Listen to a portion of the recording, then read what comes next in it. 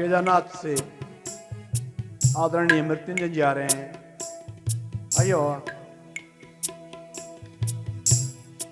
आप मृत्युंजय जी हैं, केदारनाथ से आए हैं।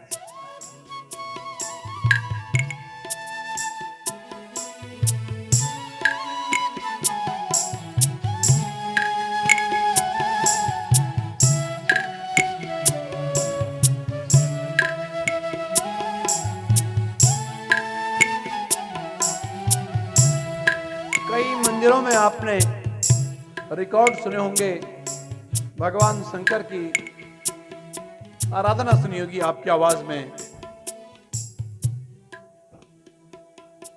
इस देश और विदेश तक आपकी आवाज आप मंदिरों में सुनते हैं, आप गाड़ियों में सुनते हैं भगवान शंकर के चरित्र, और साथ में प्रदीप चेमाल जी मंदिर अधिकारी केदारनाथ धाम, ये भगवान शंकर के परिकर दोनों आए हैं। आइए,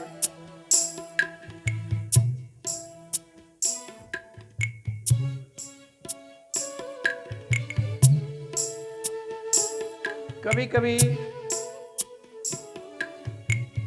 कृपा होती है तो ये क्षण देखने को मिलते हैं बाबा। तीर्थी कुर्वन्ति तीर्थानि स्वान्तस्थेन।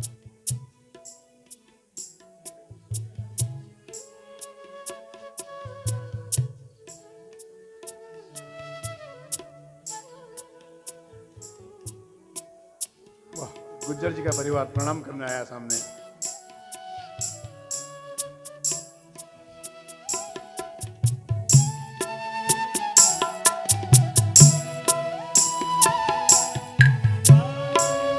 आज तो आपका समय हमारे साथ है, बने रहेंगे।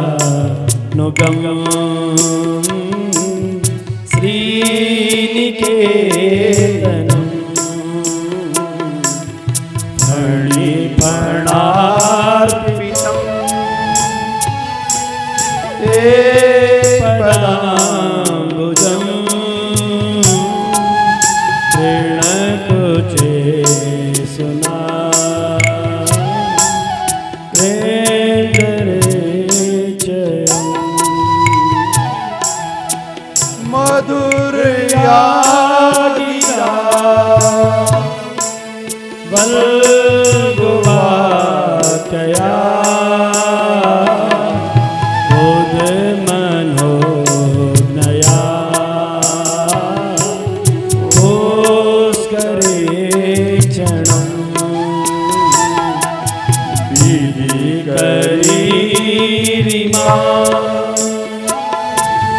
पीर मोयती हृदरसी धुना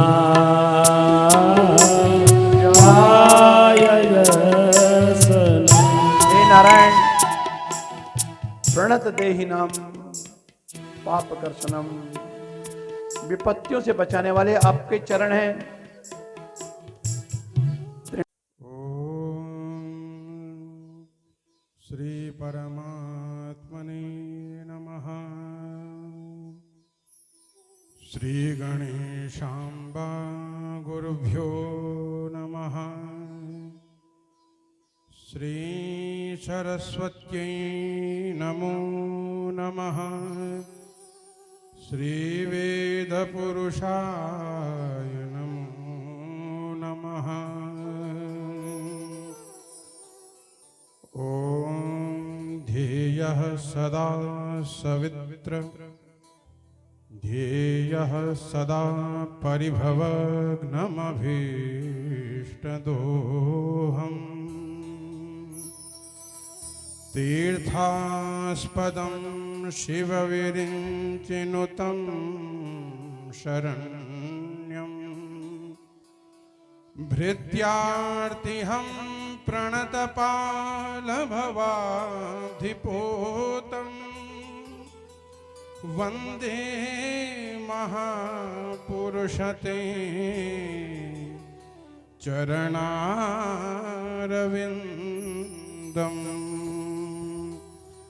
वन्दे महापुरुषते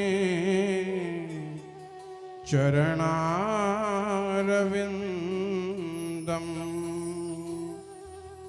आद्यन्तमङ्गलमजातसमानभावम्। आर्यं तमीशमजरामरमात्मदेवम्। पञ्चाननं प्रबलपञ्चविनोदशीलं। सम्भावये मनसि शङ्करमम्बिकेशम्। कर्पूरगौरम् करुणावतारम्।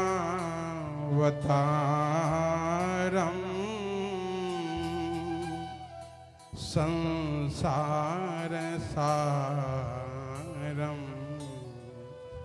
भुजगेन्द्रहारम्।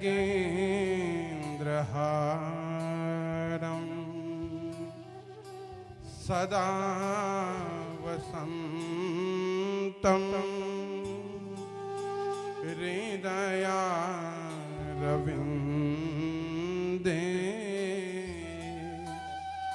भवं भवानी सहितं नमामि। भवं भवानी सहितं नमामि। करारविन्देन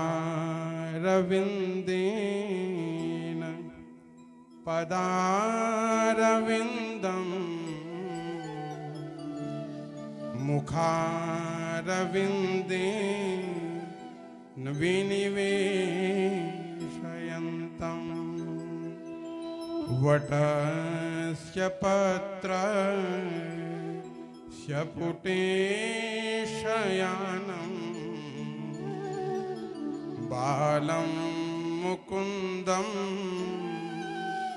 मनसा स्मरामि।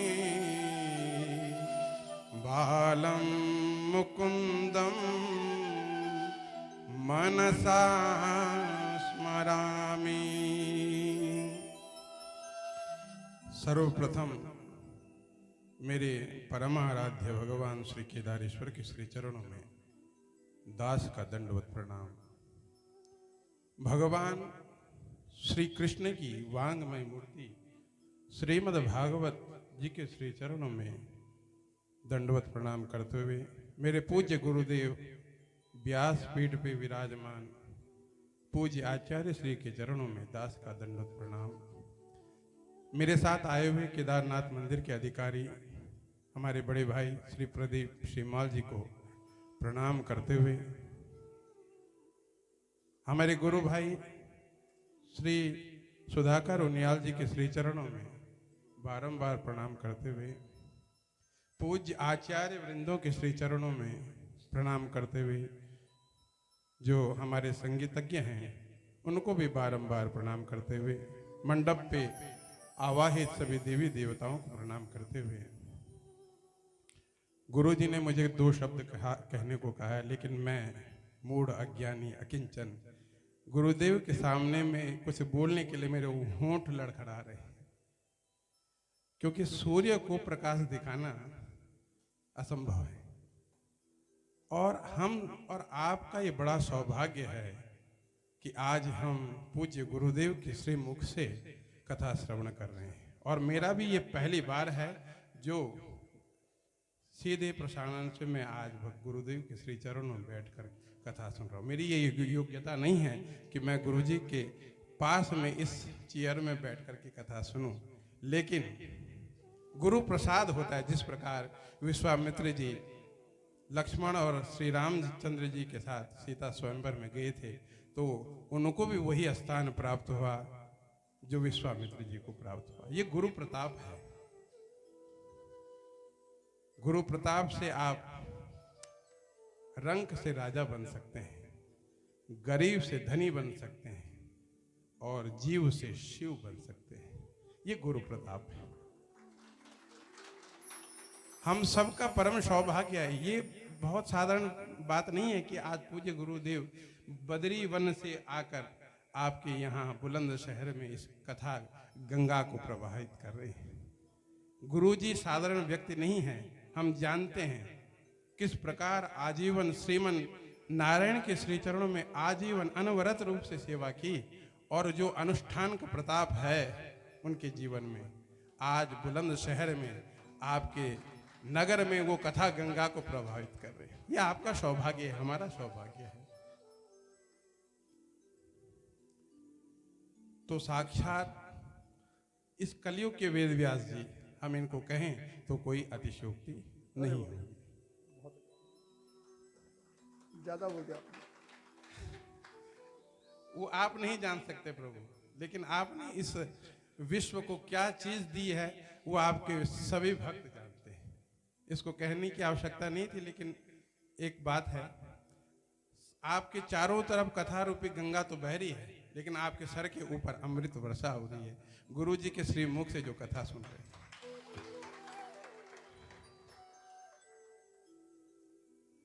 तो सभी आप लोगों से निवेदन कि कुछ ना कुछ, देखिए मैं कभी भी कहीं कहने का मुझे अवसर प्राप्त होता है तो मैं ये बात अवश्य कहता हूँ, कथा में बैठना उतना महत्वपूर्ण नहीं है जितना कि कथा को अपने जीवन में बैठना बहुत महत्वपूर्ण है। आप आगे कथा सुनी, यहाँ से सुनी और यहाँ से बाहर, ये नहीं होना चाहिए।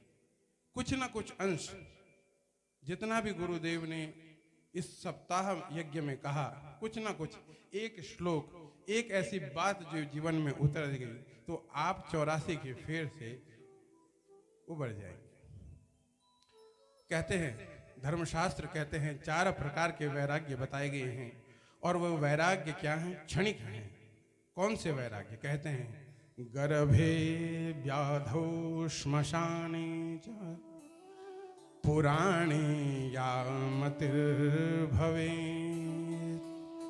सा यदि स्थिरतां याति को न मुच्येत बंधनात्।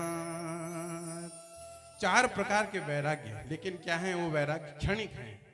कौन से वैराग्य?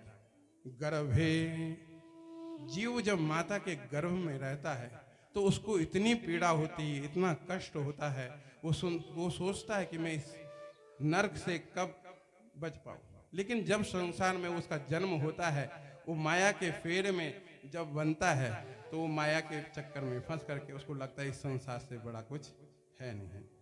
वही चीज व्याधो, बीमारी में दवाई खा खा के परेशान हो जाता है, सोचता है दवाई से अच्छा है कि मैं मर जाऊं, लेकिन फिर उसकी तबीयत ठीक होती है, माया में फंसता है, फिर से वही चक्कर, ये तेरा ये मेरा। तीसरा श्मशाने चा, श्मशान में जब आप किसी शव यात्रा में जाते हैं तो कुछ क्षणिक समय होता है जब श्मशान वैराग्य प्राप्त होता है, तो लगता है जीवन तो क्षण भंगुर है। उस समय सभी लोग ऐसा बोलते हैं, पानी का बुलबुला है, ये ठोकर लग जाने से नाश हो जाएगा इसका। लेकिन जैसे ही चिता जली वैसे ही श्मशान से ऊपर आकर के फिर से वही, अरे मेरा ये कॉन्ट्रैक्ट उधर था, इसने पैसा नहीं दिया, मेरी बीवी ने ऐसा कर दिया, मेरे बच्चों ने ऐसा कर दिया, फिर वही माया का चक्कर। और अंत में कहते हैं पुराणी या मतिर्भवे। सभी सुन रहे हैं कथा, इस समय आपके मन में यह है कि गुरुजी ने जो बोला यही सत्य है। भगवान नाम का स्मरण करना, भगवान का संकीर्तन करना, यही सत्य है। लेकिन कथा पांडाल के बाहर गए, माया ने झगड़ा नहीं, ये सब चीज फुर हो गया। लेकिन कहते हैं सा यदि स्थिरताम याति, ये जीवन में यदि ये क्षणिक वैराग्य स्थिर हो गए, को न मुच्चेत बंधना, इस जन्म और मृत्यु के बंधन से कौन न मुक्त हो पाएगा। इसलिए जीवन में हर क्षण जिस प्रकार आप श्वास लेते हैं उसी प्रकार भगवत नाम का स्मरण करते रहना चाहिए। और क्या होगा, इस्कॉन के संस्थापक प्रभुपाद जी से किसी ब्रिटिश अंग्रेज ने प्रश्न किया कि भगवान आप तो हमेशा कहते हैं कि भगवान का नाम लेना चाहिए, राधा राम कृष्ण नाम, इससे क्या हो जाएगा। तो प्रभुपाद जी थोड़े समय के लिए चुप रहे और उसके बाद कहा, हे मूर्ख, क्या धृष्टता कर रहा है, कैसी बातें कर रहा है, अनावश्यक बातें। तो इन बातों को सुन करके वो अंग्रेज जो था क्रोधित हो गया, गुरुजी जी पे चिल्लाने लगा, गुरुजी कैसे बात। तो मैं यही समझाने के लिए आपको ऐसा बोल रहा हूं। यदि मैं आपको गाली देने, केवल गाली देने के लिए, गाली देने से आप अपना आपा खो करके क्रोधित हो जावें, तो भगवान नाम स्मरण करने से, भगवान की स्तुति करने से, वंदना करने से भगवान कैसे प्रसन्न न हुए। तो नाम की ये महिमा है, और नाम महिमा करने से, नाम जाप करने से क्या जीवन में प्राप्त होगा। विष्णुश्चक्र गदा प्रयाति पुरतः, शूले शिव पृष्ठतः, वामे पाशधरा प्रयाति वरुणो, चक्रिर्हरिर्दक्षिण। जो भगवान का नित्य स्मरण करता है, नित्य जाप करता है, भगवान नारायण चक्र लेकर उसकी आगे चलते हैं उसकी रक्षा के लिए। भगवान महादेव त्रिशूल लेकर उसके पीछे से उसकी रक्षा करने के लिए चलते हैं। वरुण पाश लेकर के बाएं भाग में उसकी रक्षा के लिए चलते हैं, दाएं भाग में इंद्र स्वयं वज्र लेकर उसकी रक्षा करने के लिए चलते हैं। इसलिए नाम की महिमा है। कलयुग केवल नाम आधार। तो भगवान नाम जो स्मरण करते हैं, मैं तो कहता हूं, माताओं को ये निवेदन करता हूं कि अपने बच्चों का नाम टिंकू, पिंकू, रिंकू ना रखा जाए। कम से कम ऐसा नाम रखें कि जिससे भगवान का स्मरण हो। अजामिल की कथा सुनी होगी, गुरुजी ने सुनाई होगी, नारायण नाम था, तो उस नाम का क्या प्रभाव हुआ उसके जीवन में, ये आपको स्वयं पता है। कैसे प्रसन्न होते हैं भगवान। बोलते हैं हम इतने जाप करते हैं, इतना पूजा पाठ करते हैं, इतना सब कुछ करते हैं, फिर भी प्रसन्न नहीं होते।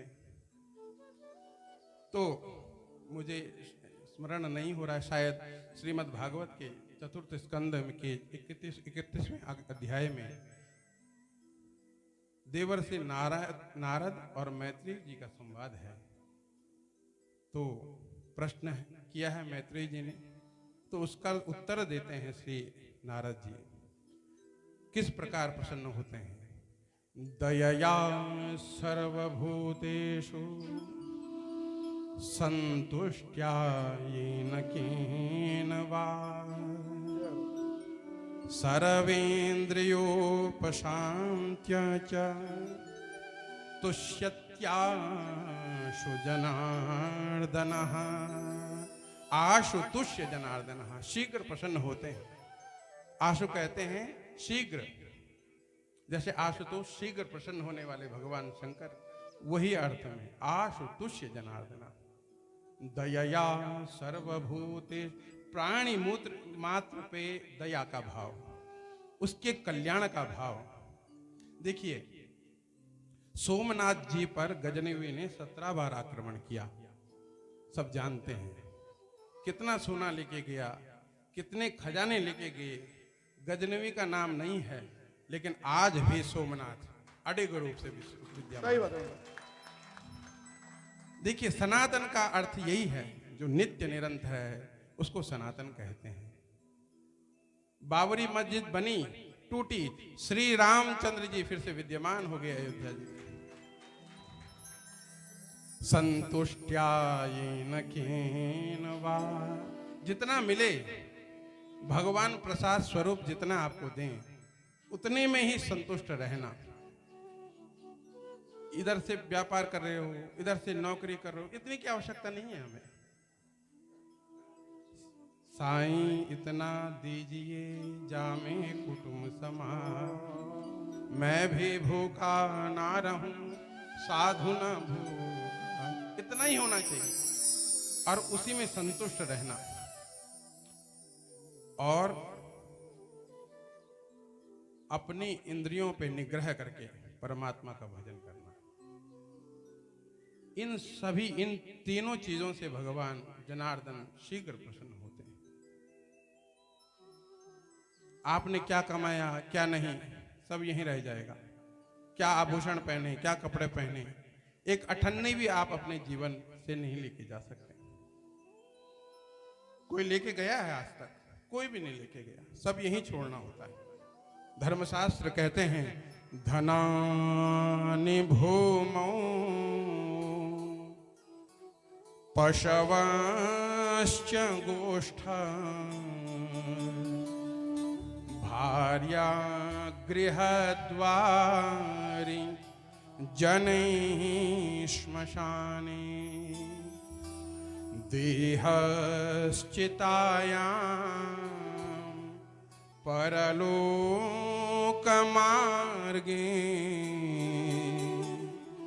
धर्मानुगो गच्छति जीव एकः धर्मानुगो गच्छति जीव एकः। जितना जीवन में आपने धन कमाया है वो सब यहीं पृथ्वी पर छोड़कर जाना होगा। आपने जितने पशु बांधे हैं सब गोष्ठ में बंद कर रह जाएंगे। आपकी पत्नी आपको घर के द्वार तक ही छोड़ने आएगी।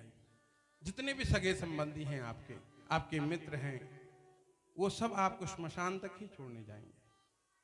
यहां तक कि आपकी देह भी आपका साथ केवल चिता तक दे जाएगी। आपके साथ क्या जाएगा? कभी विचार कीजिएगा, जाएगा तो क्या जाएगा?